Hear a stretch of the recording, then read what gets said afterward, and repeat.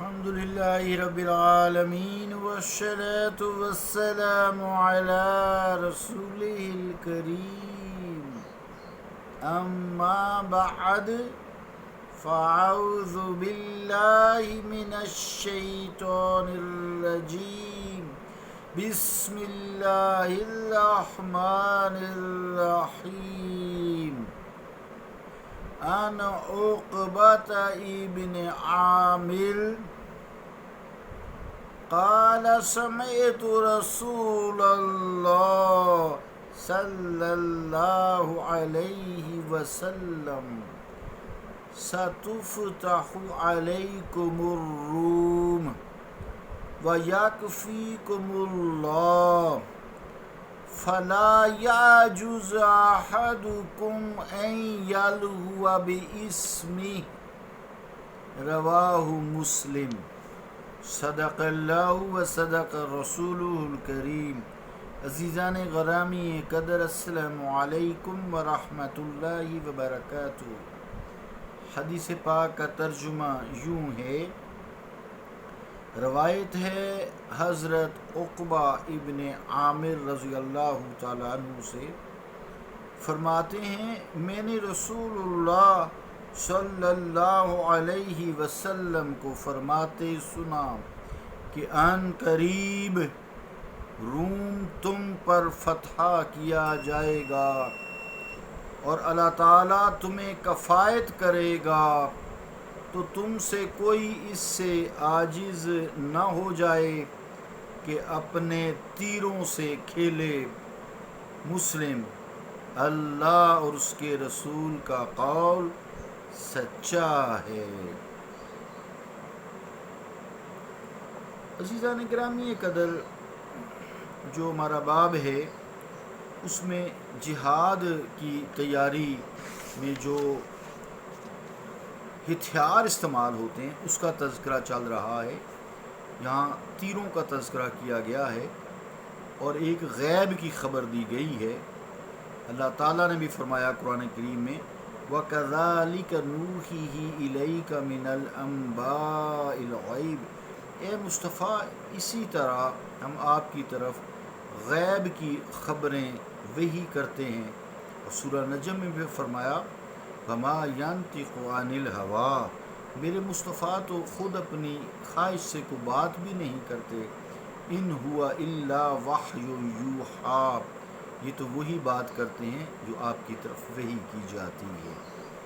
اس حوالے سے آپ کے دور اقدس میں روم فتح نہ ہوا، بلکہ آپ نے غیب کی خبر دی ہے، اور یہ عہد خلافت فاروقی رضی اللہ تعالی عنہ کے وقت میں اس دور میں فتح ہوا، اور اس وقت روم ایک مضبوط سلطنت تھی، اور یہ ساری سلطنت آپ کے عہد میں مسلمانوں کے زیر نگیں ہو گئی، بہت سٹرونگ تھی۔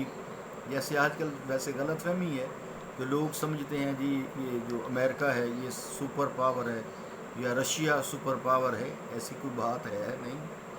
سپر پاور وہ مصطفیٰ علیہ الصلوۃ والسلام نے جو ہمیں اس وقت سے یہ پیشین گوئی کر کے دی، وہ پاکستان ہی ہے۔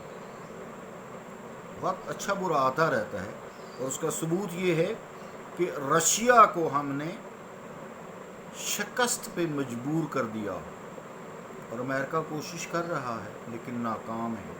تو super power is the Pakistan in the world. پیچھے نظر کس کی ہے؟ مصطفیٰ کریم علیہ الصلوۃ والسلام کی، اور جو یہاں کا ہے کہ ہتھیار بناؤ، اور پاکستان اس دور میں ماشاءاللہ سب سے آگے ہے۔ ہیلپ ایک دوسرے سے لینی پڑتی ہے۔ بہرحال بات دوسری طرف نہ نکل جائے، تو سلطنت روم جو ہے، سلطنت روم جو ہے یہ کرسچینز تھے، تو اس وقت آپ نے یہ پیشین گوئی کی، اور حضرت عمر فاروق رضی اللہ تعالیٰ عنہ کے دور میں یہ پوری ہوئی۔ اللہ تعالیٰ کو جو ہے یہ بات پسند ہے، اس کے حبیب کی بات کو مانا جائے، بس اتنا ہی میں کہوں گا۔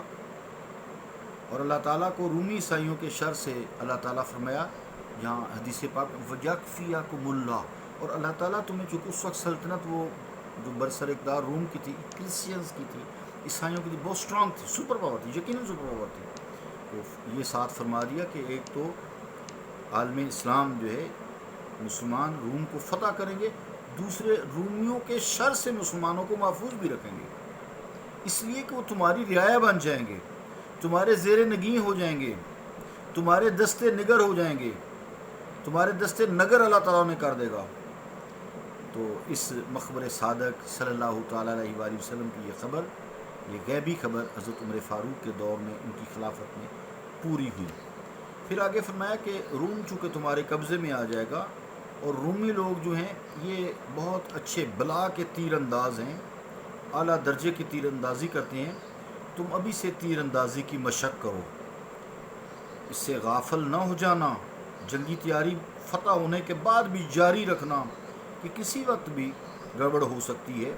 اس جنگ کے وقت پھر یہ جو تمہاری تیر اندازی ہے اس وقت کام آئے گی. رومی تمہارا کچھ نہیں بگاڑ سکیں گے اگر وہ اندر سے بغاوت بھی کرتے ہیں. تو اس تیر اندازی کو یہاں فرمایا گیا ہے لہو، یلوا باسم. تو لہو جو ہوتا ہے یہ عام طور سے اس کا معنی یہ لیا جاتا ہے کہ محض کھیل کود جس میں اللہ تعالیٰ کے رسول کی یاد سے انسان غافل ہو جاتا ہے، جسے کھیل کود میں لگا رہا، نمازوں سے غافل ہو گیا، روزے سے غافل ہو گیا، یا کسی اور عبادت سے غافل ہو گیا.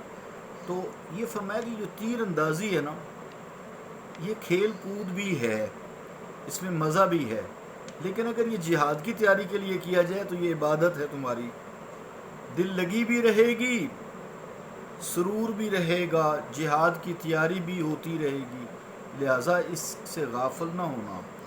نفس لہو یعنی کھیل کود کی طرف راغب ہونا. نفس تو تمہیں کھیل کود کی طرف راغب کرتا ہے، لیکن جو دل ہے یہ اللہ تعالیٰ کا گھر ہے، یہ عبادت کا چاہنے والا ہے، یہ عبادت چاہتا ہے. تو اس طرح تمہارا نفس بھی جو ہے وہ بھی روندا جائے گا جو تمہیں اللہ تعالیٰ کے ذکر سے دور کرتا ہے. نفس امارہ، تمہارا دل ادھر لگا رہے گا اور دل بھی تمہارا عبادت میں لگا رہے گا. نفس کی بھی نفس کشی ہو جائے گی اور دل کی بھی تسلی ہو جائے گی. الا بذکر اللہ تطمئن القلوب. سنو کہ اللہ کے ذکر میں سکون ہے، قلوب کا، دلوں کا سکون ہے، تو تمہارا دل بھی سکون رہے گا. تو لہٰذا لہو سے مراد جو ہے وہ یہاں پہ غفلت کی چیز نہیں ہے، بلکہ مراد رغبت ہے. صحابہ کرام نے اللہ کے فضل و کرم سے اس حدیث پاک پر عمل کیا، اور جتنا عہد فاروقی میں پھر فتوحات ہوئیں، کاش آج ہم اس جنگی تیاریوں کو، جہاد کی تیاریوں کو بھی بطور سبجیکٹ اسکولوں کالجوں میں، سٹوریز تو ماشاءاللہ بہت ملتی ہیں، ہماری جو ہمارے رہنما ہوئے ہیں، ہمارے مجاہد ہوئے ہیں، شہداء بھی ہیں جو ہمارے پاکستان کے بھی ہیں ماشاءاللہ، میجر عزیز بھٹی وغیرہ، یہ سارے آپ لوگ جانتے ہیں. تو لیکن یہ کہانیوں کی حد تک تو ضرور ہے، لیکن اس کو پریکٹیکلی اگر بچوں کو تھوڑی تھوڑی ضروری جتنی تعلیم دی جائے تو اللہ کا فضل ہے کہ اس وقت دین اسلام کو تو غلبہ ہونا ہی ہے. وہ قرآن کریم میں کہہ دیا ہے، وہ اس وقت سمجھے یا نہ سمجھے. یریدون لیطفئوا نور اللہ بافواہہم. وہ چاہتے ہیں اللہ کے نور یعنی دین اسلام کو پھونکوں سے بجھا دے. واللہ متم نورہ ولو کرہ الکافرون. اللہ اپنے نور کو پورا کر کے رہے گا، خواہ کافروں کو کتنا ہی ناگوار کیوں نہ گزرے. والذی یرسل رسولہ بالہدی ودین الحق. وہ ذات ہے جس نے رسول کریم علیہ الصلوۃ والسلام کو دین حق اور ہدایت کے ساتھ بھیجا، لیجظہر علی الدین کلہ، تاکہ سارے ادیان پہ اس دین اسلام کو غالب کر دے. ولو کرہ المشرکون. مشرکوں خواہ کتنا ہی ناگوار کیوں نہ گزرے. تو بہرحال ایک تیاری جو ہوتی ہے، وقت پورا ہوا، ایک تیاری ہوتی ہے اس کو اسکول کالجز یونیورسٹیز کی حد تک جو بچے کی عمر ہو اس کو تھوڑا تھوڑا کر کے دیا جائے تو اللہ تعالیٰ کے فضل و وقت دور نہیں ہے جب ہماری ساری پریشانیاں دور ہو جائیں گی.